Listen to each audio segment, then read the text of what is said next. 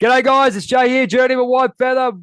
We've got koalas, kangaroos, and Steve Irwin impersonations, but we've also got, I love bears. I love Canada. This is one of my close friends.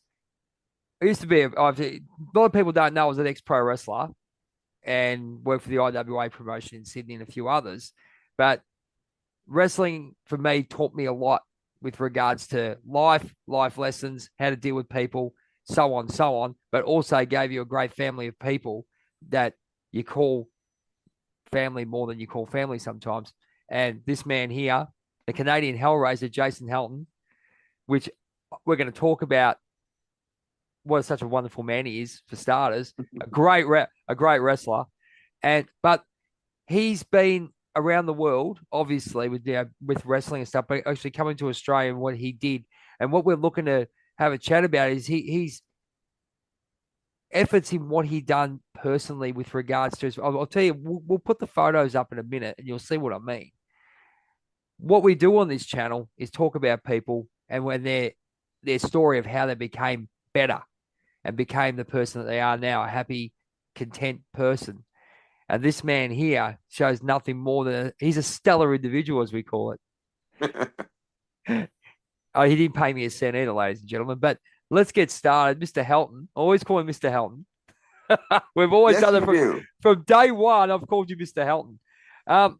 Welcome to a chat with Jay. And Thank you. give us a little bit of a background on your life in a couple of words, couple of sentences, and just some major happenings, I guess, until you got to right this point where you're talking to me. Um, well, I grew up in Calgary in Canada, and I don't know, I think it was like 4 days after I finished high school, I met Chris Benoit and a couple of the guys, and Chris Yep. invited me to come down to the. They had shows on Friday, and then on Saturday they had like a training session before they went up to Edmonton to wrestle on Saturday nights. Right. And he invited me to come down to the Saturday session, and they let me get in the ring, like just totally, and just see what I thought. And then I remember, do you remember Conan? Oh, I remember Conan. He's got a great podcast. Yeah, he was actually wrestling there as I think it was the Archangel. Yeah, he said, yeah, I remember Eh, that. He did that. Yeah. Yeah, that's a long, Yeah, long and time ago. oh yeah, this was like early of 1989, Right. and I remember I had no idea, never been in the ring before or anything, and he said I want to try something, so he said lie down there, and then the spot where you flip over and then you do the double like lock bodies and like bridge out of the one guy on Yes, the top, double one guy at the bridge. bottom. Yep, the double bridge. Did it a few times. Yeah, he wanted to do the double bridge, but I had no idea. So when he did the double bridge, I didn't even hurt in my head, and he just smashed on my head and like smashed my nose flat onto his back. I was like, oh man, that was because I was probably like what 180 pounds at the time, and he was probably 250. That's like I can't do a double bridge. Like I can't. Yeah, so he was very ambitious for me because I didn't have any idea. So he smashed my nose and then almost blew out both my knees, pushing as hard as I can, trying to get up, but I couldn't do it. But for some reason, I just loved it. It was like, yep, this is what I want to do. Even though I left my knees were sore, my nose was sore, and I failed miserably. It's like, no, that's what I want to do. This is fantastic. So you went to the Hart Dungeon, if I'm correct, my friend. I went there last year. It Yes. was an honor to go down there. What was the experience there, and who was actually down there when you were training? It was just me, Bruce Hart with the trainer, and a few other guys, but Morris Napus was my training partner. He was there from like beginning to end. Like Yep. we had a lot of people come through and quit like after 3 weeks because Because of the stretching. yeah, and just I started in December, which was like minus 25 degrees, and the dungeon isn't really heated. Ugh. So yeah, it was cool, and it was the. Did you get to go see the dungeon, like the floor? I did. No, I didn't get in because it's Yeah. actually privately owned now, but they do have the Hart House out the front, which the photo the photo will be Yeah. put up so you can see that. Yeah. So Yeah, and they had the floor like it was like a properly put together ring, except it was loosely put together. yep. And so if you hit it hard, the board would come up and smack you in the backside, or it would slide over. So the next time you took a bump, your elbow would go through and hit your elbow on the concrete on the floor underneath. And Ugh. Yeah, I know. I if you remember all wanted that. to, yeah, if you wanted to like do a tackle spot, it was like he'd whip you off, you bounce off the wall and come back and do a tackle. Like there's so yeah, we get thrown off walls, or put your head through the ceiling every once in a while, or put your feet through the ceiling and get slammed on. It's just about as hard as concrete in 25 below weather, and it's not for the sane, I don't think. Which Well, being that was my next question, Mr. Helton. Um, as I said, it's always Mr. Helton from day one. yes, it's better than Paul JT Robinson always calling me sir. Oh, still respect, It is still, but yeah, I prefer Mr. Helton over sir. So Mr. Helton. Yes. What was so you're a young up and coming wrestler. Um, where was your mind at? Where were you excited? Were you looking at WWE, or where was your mindset like? Was it just pure love for what you were doing, or yeah. did you have a plan at all? Were you just sort of hoping for the best? What was your mindset at that? When I first started, I just wanted to be good enough that they let me actually go wrestle, Okay. because it um like it wasn't that long. I think it was like 4 months from the first day of training before I first had a match. But yeah, it's like you've seen the stretching and the like the just we'd go to the dead like it was better like once spring came. Like the first few months were like just bumping the, but then it was like Calgary's hilly. I mean, you've been to the Hart Dungeon. You know the road that comes in. Yep. We'd have to run up that road, turn left, run around, and then there's back streets, and we'd go all the way back down and kind of do the big circle and get back to the house. So it's like about a 20-minute run up that hill and back around. And like Morris was awesome because I'm not a runner. I hate to run. But he like, come on, run, and we'd run, and then we'd get back and we'd get that big field to that field, and Bruce would be standing there, always saying like, "What took you so long?" And then Morris would pick me up on his shoulder, and he'd run down to the one other end of the field and do 10 squats, and then he put me down, and I'd have to pick him up and run back, and then do 10 squats. Wow. We do a couple laps of the field doing 10 squats, and because like it was training, but I had been and played high school football and done some stuff, but it's like this was like serious adult training, and so it was kind of like from 0 to 100 almost immediately in the dungeon, kind of like boot camp at the army. Like I don't care how in shape you are, this is what you're doing. There's no Well, you could tell us beginner grade to it. you could tell us straight out, Mr. Helton. I mean, I mean, people think wrestling and all those kind of things. It's really easy on TV. They go, oh yeah, but the cardiovascular endurance we needed to actually do a match, because you're taking like a hit, which is pretty much a semi car crash on your body, especially you're Yes. taking into those buckle bumps. I'll put a Bret Hart buckle bump. Oh, And we can see that you're looking at it basically a train wreck into your body, a car crash. Um, cardiovascular. What was the cardiovascular conditioning was very important. But how do you think mentally we were you prepared in that way to do that kind of training? Because let's be honest, people go there. I want to do a power bomb. I want to do a chop. I want to. yeah. But the most I important know thing is conditioning. And how'd you go with it? it was pretty much just.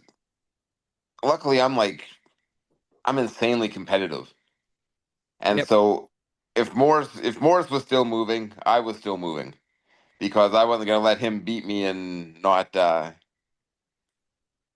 wasn't gonna come second in being fitter than. I mean, we were probably the same because I think we were both 19, Right.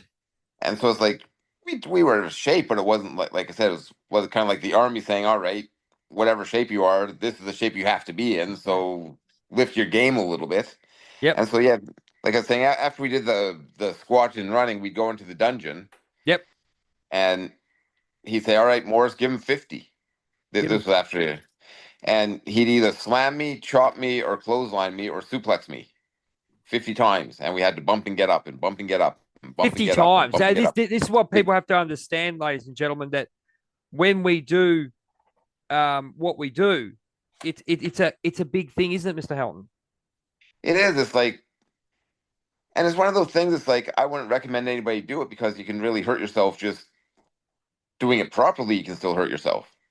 And so I want to say, like, you should know what it feels like because I wouldn't want anybody else to know what it feels like because it really does suck.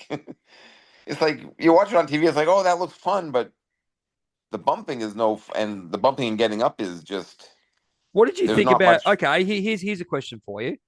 All right. Here's a question for you. So we do say about how it we'll get this light happening while we're talking. Um, we how much adrenaline is going through your body knowing that this thing's killing you, and the case of the matter of um getting back up and enjoying it, and they say the thrill of the crowd and all that kind of stuff. Um, Yeah, oh, there like we go. Oh, oh that's better. That's a lot yes. better. That's a lot better. Cool. Yeah. So Yeah, like in, the thrill of the crowd. What do you think? Um, mentally you're going through with that? Because if people talk about, it does hurt. We take like you see someone like an Iron Man match. The Iron Man match. Of Sean and Bret. I mean, the amount of bumps they took there and to emotionally get back up from there. I mean, it's conditioning, it's great, but it's still yeah. pound on the body. What is going through your head mentally when you go through those kind of things, mate? I think it's just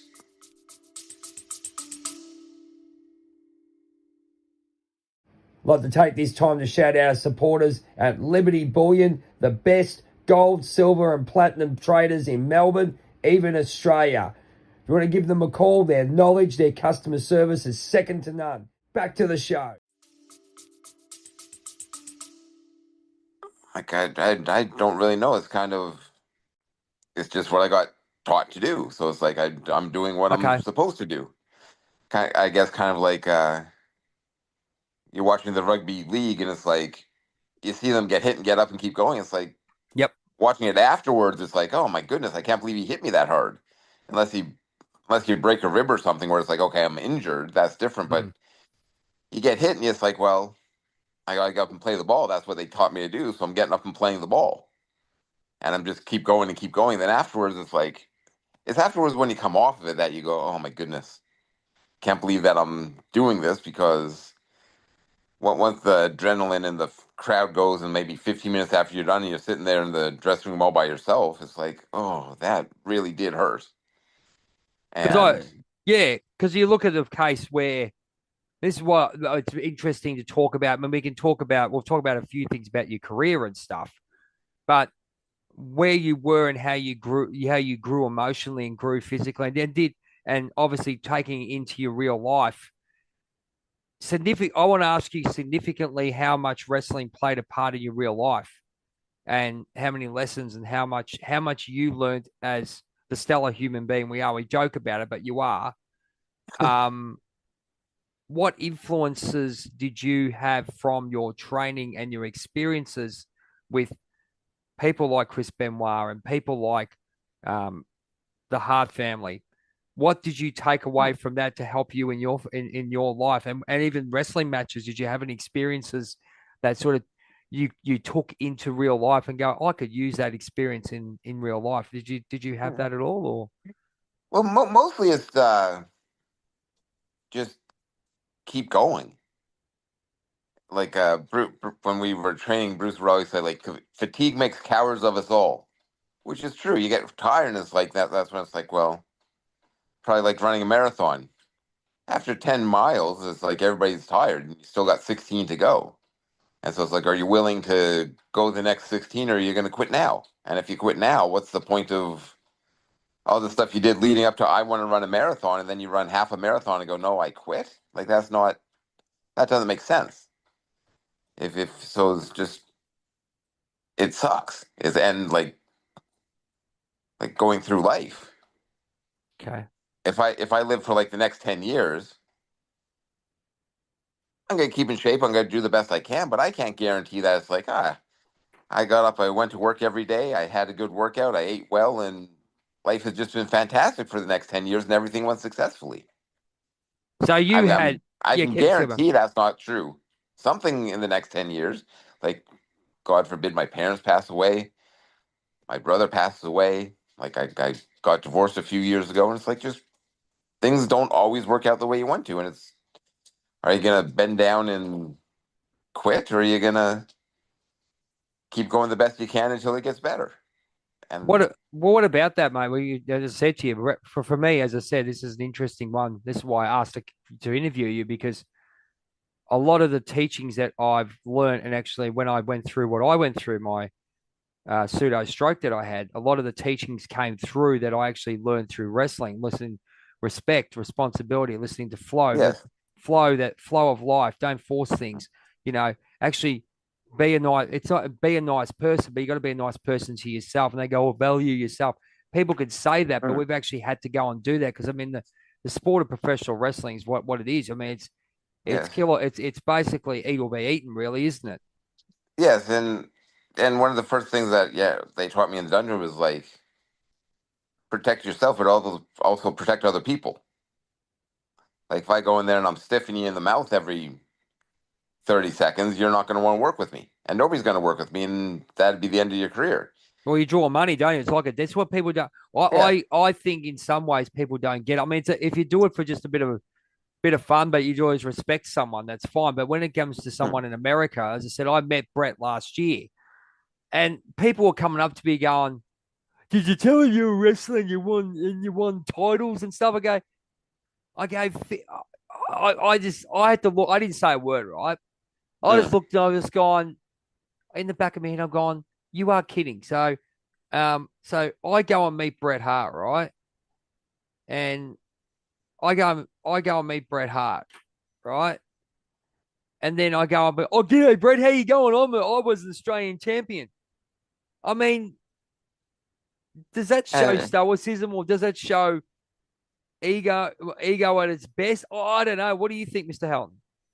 I think, like, I don't know, if you're 22, I mean, you get excited, and so, but in the No, grand that's scheme different. of things, That's different, right? That's talk yeah, because look, that's the worst thing to do, though, is like, it's like if I met Bruce Springsteen or something, hey, I sing in the. It's like, no, nobody cares whether I sing, because compared to Bret Hart, I never wrestled because he's so much more accomplished, and absolutely. There you go. Clickbait that, ladies and gentlemen. yeah, and so it's like I could say, like, I wrestle too. I really appreciate your work because I know how talented you are. But to bring it on to, hey, I do it too. You should be impressed with me as much as I'm impressed with you. No, like, yeah, Oh, Bret Hart doesn't have absolutely. to be impressed by anybody. Bret Hart has to be impressed by nobody. And the thing is, I think what I found, and I think I found with a lot of Canadians, Mr. Helton, is that there is an element, there's a real element of respect over in your country. When I went over there, and it's probably gone off a little bit, but gone off a little bit off track as we usually do, because I like to talk a bit That's all right. about, I like to talk a little bit about where this stoicism came from in your life, because you've always lived a very high, respectful life since I've known you, especially in the wrestling caper, which we, you were always very respected in the back room, in the locker room. Mhm. Oh, Jason Helton from Sydney, New South Yeah, Wales. Um, he's coming, and you were very respected. Even the first time I met you, uh, Super Show, I think you wrestled Mark Mercedes, and you were very respected. We knew you were a worker. You knew what to do. You'd done it. You'd wrestled Taz, and you could tell him what happened. yeah. Yeah, that was what that was a big turning point in my life. Yep.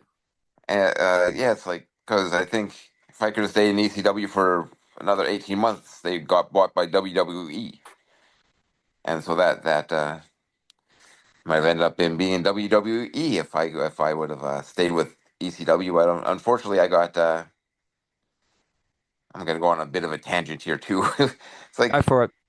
it's nice that you say that I was respected, but not by everybody. And it's just frustrating that it's like I'm respected when I'm saying what they want to hear. But if I'm telling them something different, then it's like I'm just a nobody who doesn't know anything. Because I tried to teach other people like the mistake I made was we went over the match and it's like, oh, okay, but he said, I'll give you a head and arm suplex. And I had an idea of in my head what it is. And I did it the way that I thought he would do it, but I didn't ask him how he was going to do it. I just went, I'll just go along with it. And long story short, he picked me up and I thought he was going to turn me and land me on my back. And he picked me up and didn't turn me at all. And so I went straight over onto the top of my head and I cracked some vertebrae in my neck, which was unfortunate. But that was my fault because, I mean, he didn't have to do it that way. But it's like, it was my fault for not, I just said, all right, I'm listening to what you say. And I thought he was going to do it one way and I didn't confirm it with him because if he would have done it the way I thought he would have done it, I would have, or if I knew he was going to do it the way he was doing it instead of the way I thought he was going to do it, I would have taken off and jumped in the air like I would have, and I would have landed differently. What I still would have about landed probably on the back of my shoulders, but I mean that's fine. I do that all yeah? the time.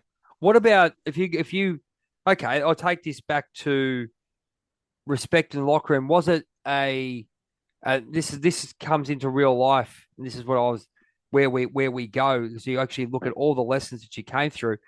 Yes. What was the case that you obviously did you realize you had did you could you have spoken up and asked him, or did you feel like you thought if I said anything I look inferior because I don't know what I'm doing, or is there a disrespect in some not disrespect, but is it respect? Just go out there and do it. No. What's the protocol there? Could you basically did you have a could you have had a chance to say, listen, Taz, I've got this is that's the move. Can you tell me if there's any way I've got to take it? I haven't taken it this way, or Yes. Like is that the culture, or is it culture is of just obviously they'll always look after you. Don't get me wrong; it was nothing deliberate, yeah. but you know what I mean. Like, was it? No, I could like. I don't think it was ego because I mean I'd been wrestling seven That's what I years was by at. that time. That's why I'm asking. Is it was it like could you was it a case of not a case of did you forget to sort of thing, or just said okay, sure, as a professional I should know how to take it? Is that Well, yeah, it was like, and like I said, it's like it might have been just like because he's a stocky guy, but he's not very tall, and I just like I don't know. It's like I just thought like he couldn't throw me any other way than what he could have because I think I was about 240 at the time, and so it's like that's a bit of weight to be throwing. So I think he'll pick me up, turn me, and land me on my back. I didn't like it didn't even occur to me that he'd be strong enough to just pick me up and take me straight over the way he did. And so it's like, yeah, it's like if I would have thought of it, but it's like it didn't even cross my mind that that was a possibility. Kind of like if I went to you, it's like I'll give you a body slam. You know what a body slam is, but you don't get like you don't picture your head that. No, I'm talking about picking you up over my head and slamming you like a press slam. body slam, press slam? So it's Yeah. okay. So I take this as a learning moment, Mr. Helton. So as I said to you, Yes. is it a case of like in any job or anything that you've done in the past, have you learned from that to actually speak yourself and speak up and value yourself more, or Yeah. do you think it's a cultural thing in any type, not just wrestling, but a cultural thing? What do you how do you Yeah. find it?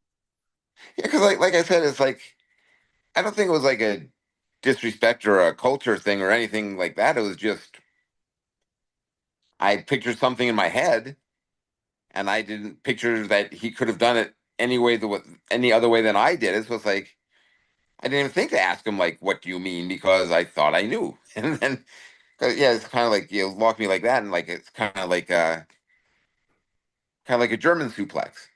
You think there's Yeah, only one way to do it, but if you're strong enough, there's a few ways you can do a German suplex. Like you can either go like straight back or up in like bridge or whatever. And like I didn't even think of like a German suplex. I would have said, "Are you going to release me or are you going to bridge?" But yes, yeah, I release had them. Yeah, but a head and arm suplex, it's like I can only picture there's one way to do that. Not thinking that you're incredibly freakishly strong with such a low center of gravity that I'm gonna go flying when you do it. Well, they call it exploded now in some ways. That's their new name. Kind of, but yeah, it's held a little bit differently, but Hmm. it's more to the side this one because yeah, he got his shoulder under my shoulder, kind of locked up, and then went. It's hard to do it on Zoom, but we were kind of like at 90-degree angles, and I thought he'd pick I'll me put a up at the picture up. 90 Don't degree worry. angles, I'll put a picture up. and Don't then worry. yeah, and then yeah, I thought when I get to the top, he'll turn me and throw me on my back.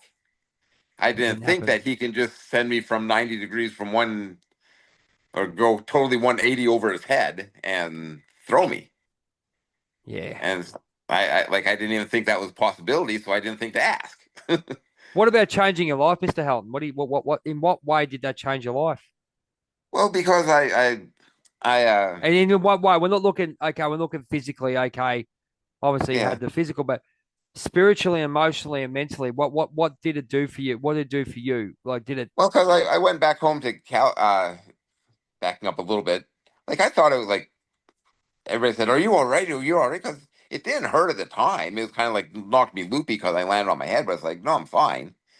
And then it's, I used to be so much stronger than I am now. It's kind of sad, but I went back to where I was staying, and then a couple days later, I went to the gym, and I think I was squatting about 385, and I had pounds, not kilos, but about 400 pounds on the bar.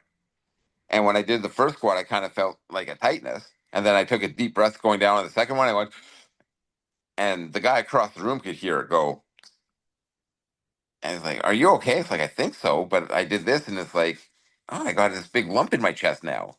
And I had broken my sternum when I got dropped on my head because I smacked my chin into my chest and broke my sternum. And then when I added the weight of the squat, it popped out my rib, and I just had a loose flowing rib that was hanging. And it's like, wow. oh, that's not good. And it's like, especially in America, it's like I didn't even have travel insurance. Like I'm not going to a doctor in America because that'll cost me everything I Thousands. have and probably a little bit more. So I said, like, I got to go back to Canada. I'll come back if I can. And so I went back to Canada, and I went there and I stayed. I think I stayed in Calgary for a few months, so maybe like early '97. I stayed like June 1996 was when I wrestled Taz. Then say maybe I stayed home for maybe 8 months, and then I moved out to Vancouver, where they had a wrestling thing out there that I wanted to get back started at. And the fella I was living with, he's Luther. You know Luther? Oh yeah, yeah, in Yeah. AEW, the one who comes out with Tony Storm. Yeah, he was my roommate in Vancouver. And We're gonna do a second part already, okay? yes, and so I was living with Luther, and he said because I was working security at night. He said, "What are you doing like tomorrow?" And I don't know, like nothing really. Well, my friend's up from Australia. She was here like 6 months ago or something like that, and she went home. And then because her visa ran out, and then she got another one and came back. But she was on a working visa last time, but she's not on a visa this time, so she can't work. So she just sits home all day because we're all working during the day. Do you want to hang out with her tomorrow? And it's like, all right. And then I think we met at like 11 o'clock. You've been to Vancouver, right? Certainly have. Yeah. I met her and we had shawarmas for lunch, and then we walked through Stanley Park Oh, I've been for there. Yeah, I was good. yeah. You didn't mind that We one. wa- yeah, we walked through Stanley Park for hours, and like when she came back, when I came back, it's like, well, I think that's the one. And we saw each other like every day from there until her visa was running out. And so I said she'd either have to come back to Australia, reapply for a visa, and come back, or I could just come back with her on a prospective spouse visa. So we decided to get married. It was like I don't know, 3 months after I met her. Wow. August, So September. do you think? Okay, Oh, so I think so so all this so this the neck break and all those kind of things, the neck break and all that. Did you think that played a big part in what you in the next journey in the next chapter of your life? I mean, we could talk about the wrestling forever. I mean, but you've given yes. us enough. But do you think that played a big part? And after you came to Australia, how long we got? We've got. Let's have a look. Oh, we'll be right. We'll see how we go. All right. We'll see how we go. Do you think it played a big part in? Did you want to settle down, or was there anything? Was there any Well, burning desire to do anything as such as move to another country and go, wow, that's a big thing anyway. Calgary, Canada, Calgary to Australia, and to do something else or settle down or whatever. well, it was weird because it was just like I just knew I wanted to stay with her, Okay. and I didn't really have any. You know the Simpsons episode of Australia where they come down and they have the booting, Oh, it's where it's yeah. I'm not a big where Simpsons fan. I'll Bart be makes honest a with you. Yeah, I'm not a yeah big one, but I sort of remember it to a yeah point. that episode is about all I knew about Australia. Like Wow. Do you know I about knew nothing about Australia. kangaroos, koalas, and Steve Irwin impersonations? Yes, yeah, it's just I didn't even know Steve Irwin back then because that was like I think it was before that. Did he come like in? I might Hmm. Trying to I think. don't know, but it's like he wasn't as big as he was like as he Oh was God, later he on. took off, didn't he?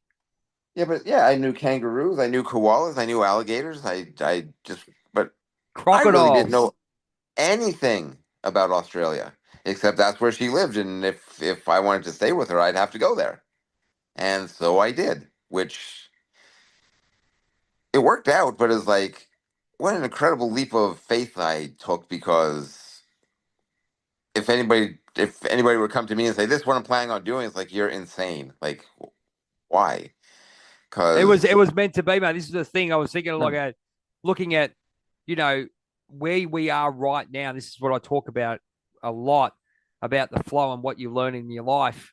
And you went from pro wrestler, ECW, 2 months later could have been WWE, but you end up fracturing some vertebrae. yes, Meeting this lady. 3 months later, you're going, oh my god, I'm living with kangaroos. yes, yeah, it was yeah 1986, middle of 1986. I was wrestling in ECW, and like a year and a half later, I was living in Australia, married to an Australian woman, How long and ago? About 3 months after. no, about 18 months total, and it was 18 months like just total. Okay. Yep. yeah, so yeah, just if you could have said that's what you're going to be doing in the next 2 years, it's like no way, like that's all insane. But like I was saying, I was coming over on the plane, and I didn't know where Brisbane was. I had talked to her mom and dad on the phone because being the old fashioned gentleman I am, I phoned over and asked her dad for permission to marry his Stellar. daughter. There you go. I Stellar. know, I know. But except for those two things, like if something would have happened to her on the plane, I would have been stuck in Brisbane. I had since the PowerPoints are different, I sold everything I owned. I had $2,000 in the bank, which probably wouldn't have got me back to Canada if I would have had to buy a ticket to come back. I knew her mom and dad's name, but they lived in Tamworth, which I didn't know where Tamworth was. I didn't know I didn't know their phone number. She had the phone number, so but I would just been like stuck in Brisbane by myself, not knowing anything about the country. And I And think how did you about a feel? month later. How did you? Okay. And there's one for you, ladies and gentlemen. We're taking a leap of faith into anything you do. Like, you know, Mr. Helton's going, he's met this lady and jumped in. Is there times in your life you can see how, you know, at times of our life we feel we're doing the right thing. I think a lot of people, and I myself, we overthink things a lot, and Yeah, we don't trust, and that comes to a value of, you know, whether it's the situation that you value or whether it's you value or whether it's the happiness. There's a lot more different things. We're going to go to part two. We're going to go to all right. part two. So we're going to cut this and have a bit of a drink break, All right. bit of a rest session, call it intermission. You know, Australian, All we're right. An intermission is good. intermission, and we'll be back in a couple of minutes. And usually the Aussie wrestlers they have a raffle. So- but it's been a pleasure with Mr. Jason Helton, Canadian Hellraiser from Calgary, Alberta, Canada, and we're going to talk about how he selected me in Newcastle to wrestle his last match, which I'm well at the time. Yeah. It was his retirement at the time, and I was very honoured to do that. And I was one. We're going to ask him why he picked me to wrestle at that time. It's going to be a pleasure. We'll be back very soon. If you want to like, subscribe, and share to the channel, do so. We're on Buzzsprout. We're on Spotify. We're on all social media platforms. Have a check out if you want to come on the show. Love to have a chat to you. This is what we do. This is we get stories out. We teach, we learn, and any type of lesson, teaching, word, sentence could help someone get ahead, become better, save their life. This is what we're all about. We'll be back with part two at the Canadian Hellraiser very, very soon.